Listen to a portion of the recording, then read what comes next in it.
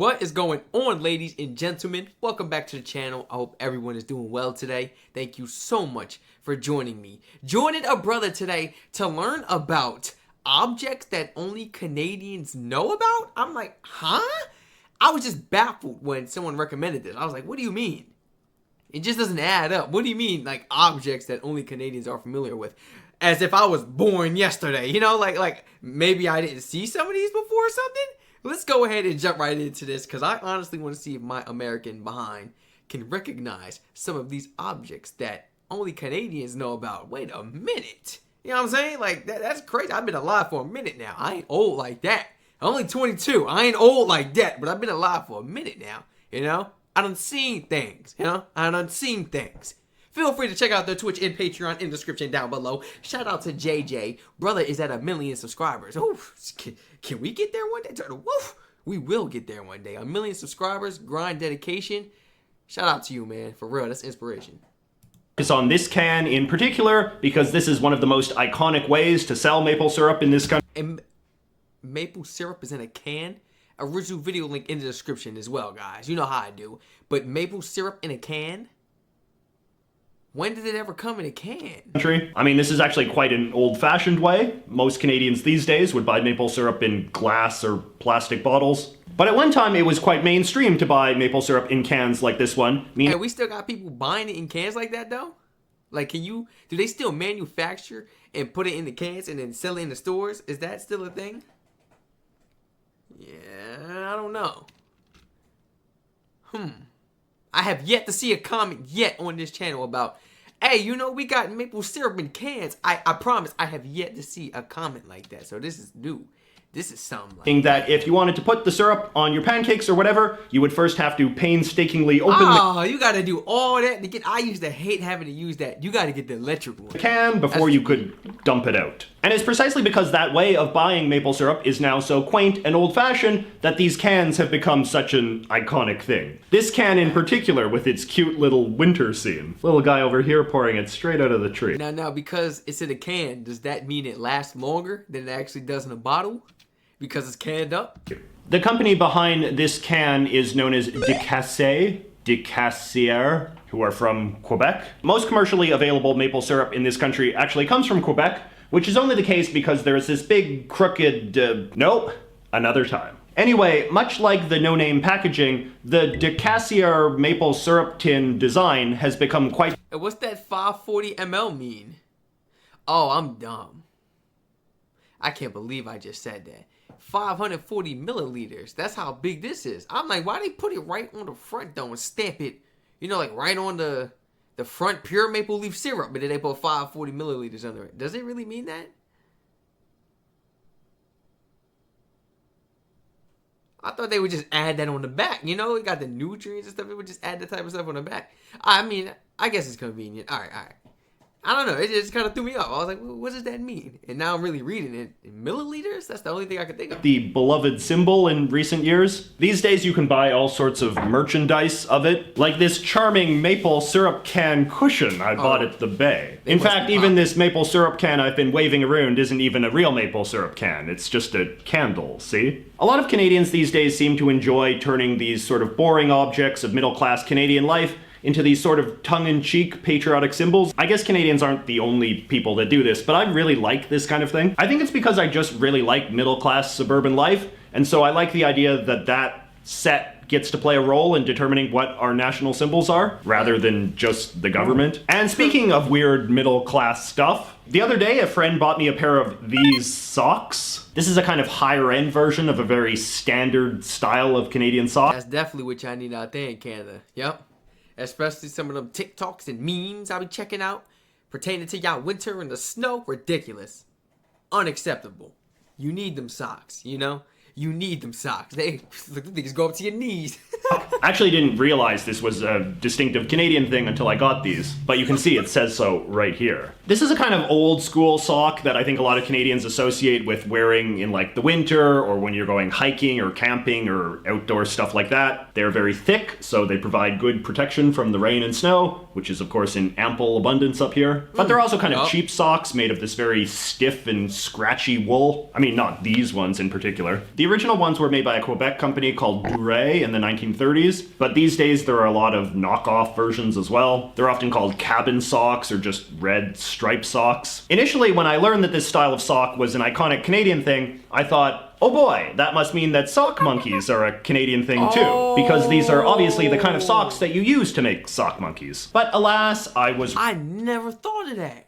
Wrong. Sock monkeys are actually made out of a completely different American style sock known as the Rockford Red Heel sock. They're kind of similar, but you can see that the red bit is in a very different place. Right. The Rockford socks also predate the Duret socks by a few years. So yes, as usual, this beloved Canadian artifact is just a cheap ripoff of a more popular American thing. Story of Canada right there. So now let us talk about this thing here, a mass-produced portrait of everybody's favorite queen, Elizabeth II. Now, I am not a big fan of royalty, and truth be told, neither are most Canadians, but Canada is under the realm of the British monarchy as a matter of law, and as a result, the person of the queen has often been treated as this kind of generic patriotic symbol. There is thus this tradition of hanging little pictures of the queen like this in important public places, like schools and libraries and city halls and post offices and community centers and places like that. The government... So what if you don't?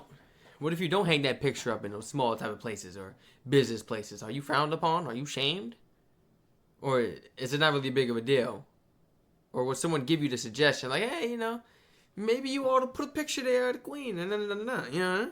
Produces them, and since the queen has been around for so long, they come in a vast array of styles, although we are generally not talking about candid photos, but rather these very stiff and formal portraits where she's looking as regal as possible. Interestingly enough, in some places they will have a picture of the queen's husband, Prince Philip, right beside. I've never really understood why they do this. Prince Philip is one of the lesser known members of the royal family in Canada, so it seems kind of weird to treat him as the queen's equal. I mean, as little power as the queen has, Prince Philip has even less. Overall, this is kind of an old-fashioned tradition that is sort of going the way of the dodo bird these days. Nowadays, when you see a picture of the queen hanging in some public place, it's usually a good sign that they haven't done much interior decorating in a few decades. Nevertheless, the government continues to make these things. If you really want your own, you can call 1-800-O-Canada and order one for yourself. I feel about 90% are probably ordered ironically these days. And lastly, let us talk about another mass-produced patriotic symbol, the plastic poppy with the pin through it. In November, all Canadians are supposed to pin them on their shirts like this. I talked about the poppy a little bit before in one of my previous videos. Yeah, rest in peace, man, to all the lost soldiers, lost their lives in war and stuff, didn't get a chance to make it home. Each one of those poppies represents a soldier's lost life, man, for real. They don't have it no more out there in the UK and stuff. Do they have a poppy center in Canada? I feel like they did. I'm not sure. Do they? I feel like they did. I could be wrong, but was it? I feel like they do out there in Canada. It's a poppy center. I would love to go see the flowers and stuff. It's like a museum type thing, and yeah. Really cool, man. Basically, after the First World War, this American woman started selling fake poppies to fundraise for veterans. She was inspired by a famous wartime poem about poppies called In Flanders Fields, which was written by a Canadian. The ironic thing is that the poppy tradition wound up being a much bigger deal in Britain and Canada than the US. During the month of November, in the lead up to November 11th, the holiday known as Veterans Day or Remembrance Day, it is very common to see people selling poppies just like this one to raise money for veterans. And no, this is actually kind of weird, I'm not going to lie, because growing up in the U.S. and learning this in school, even when the holidays come, we never learned about poppies. They never brought poppies up and taught us the symbolization of them, that they were lost soldiers' lives and everything, and each one counted, and they were sent back to the families, those lost soldiers and this and that and that. No, I didn't learn about that until I started reacting to the UK content. I'm like, poppies? I started reacting to Canadian videos. I could have sworn... I feel like they got a poppy center in Canada. Somebody please let me know, because I'm going to go crazy if not. Because where else was it? Definitely out there in the UK, there used to be a big memorial site. I think they actually got rid of the poppies though. But I believe there was another one. I had it in the back of my head that I was going to see the other one, that I wasn't, fully bummed out of the option to go because there's another option. There's another place that has them. So I was like, okay, cool. So therefore, I would have been really depressed if I couldn't see that site. So just to be able to see it in another place is going to mean a lot. But I feel like it's Canada. My Canadians, please let me know. I could look it up right now. I could look it up right now. Is there a poppy center? Is there a memorial center displaying poppies for each and every lost soldier in Canada? Please. It's loading, man. There is no permanent official memorial center displaying a poppy for every individual fallen soldier in Canada. There are several significant poppy displays that commemorate their sacrifice in different ways. Wait, so there is no... They have little places and little areas with poppies, but, I'm talking about like a big memorial site. I think the biggest one was just in the UK, man. And they actually don't have that no more, but I just want to see a poppy in person. I didn't even know there was a type of a plant, like a type of flower. I'm like, what? I didn't learn about that. They definitely should have taught us about that, especially if it was about the war times and everything. Didn't learn about it. And there is a lot of social pressure in Canada. September 11th, the holiday known as Veterans Day or Remembrance Day. It is very common to see people selling poppies just like this one to raise money for veterans. And there is a lot of social pressure in Canada to wear one during this same period to show that you are pro-veteran. All the TV newscasters will wear them, along with all the politicians and basically anyone else in the public eye. The design of the Canadian poppy is very stylized, as you can see. In Britain and America, they try to make them look more natural, but ours are very geometric. When I was growing up, the middle part used to be green, but they changed it to black a few years ago to be more realistic. Yeah. Canadians also like to complain about how primitive the technology is. It is literally just a plastic poppy with a single needle poking through it. A lot of accidental stabbings take place in Canada around Remembrance Day. This is quite gross, but I remember when I was a kid and they used to hand out poppies in school, a lot of the kids used to try to see if they could poke the needle through the top layer of their skin without drawing blood. Kids are gross. So anyway, that is 5 fun Canadian objects for you. Longtime viewers will know that I'm really into cultural objects, which is why I have all this crazy junk behind me. And it's also why I love it when you guys send me cultural objects from where you live. In fact, let us look at some of that mail right now. So here I have a box from my friend. Cultural objects? This is like a whole P.O. box opening, man. I gotta get my P.O. box right. Yo, a whole new location. I gotta switch. I'm switching the location and everything. Guys, just please bear with me. Thank you for your patience. Your boy Strac got some plans. I just don't think I'm gonna be in this area to keep going to that P.O. box. It's gonna be a little far, honestly. So please bear with me. Thank you so much for your patience. I want to accept all, everybody's packages through the P.O. box. Yes, very, very soon. There's a lot of people requesting, hey, can I send you? This place ain't, I don't want to spoil it. I don't really want to spoil it. But just know I have a plan. And this isn't going to work out with my plan. And it's going to be way too far for me. To travel to pick up the stuff and go back to my home. But yes, just know that P.O. box is going to be a thing soon. Oh my God. Hey, if y'all enjoyed this video. JJ, this was a wonderful video. This is one of the ones, man. It's a good first impression. This is one of the ones, JJ. I like this video, man. Y'all make sure y'all go ahead and follow JJ. Link in the description down below. Feel free to share your honest thoughts and opinions on this video.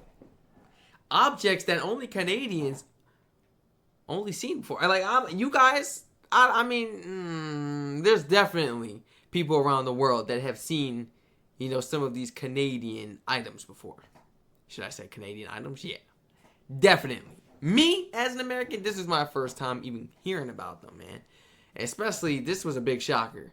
The syrup in a can, nobody has ever taught me about that. Okay, I can understand the other things, little things that I may not know about. But, the syrup in a can is really big, man. I'm like, nobody told me about the syrup in the can. I didn't see it. I had no videos. I was looking it up, doing research. It's crazy, man.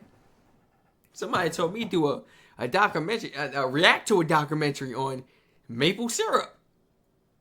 And do some research on it. And I'm like, should I? Is it really that much of a treasure in Canada? To do a whole video on it? Let me know, man. That's going to be interesting. I feel like I could go ahead and do it, though. But this right here, particularly this video, oh, was amazing. Beautiful video, man. Feel free to share your honest thoughts and opinions on this. Feel free to include any other things, on this list in the comments down below that you feel only Canadians know about, that only Canadians have seen with their very own eyes, and not the rest of the world. Ooh, ah. You know what I'm saying? Please shock me. Shock me in the comments, because I know there's more stuff out there. Feel free to check out the Twitch and Patreon in the description down below. Stay safe, everyone, and I hope to catch you all in the next reaction video.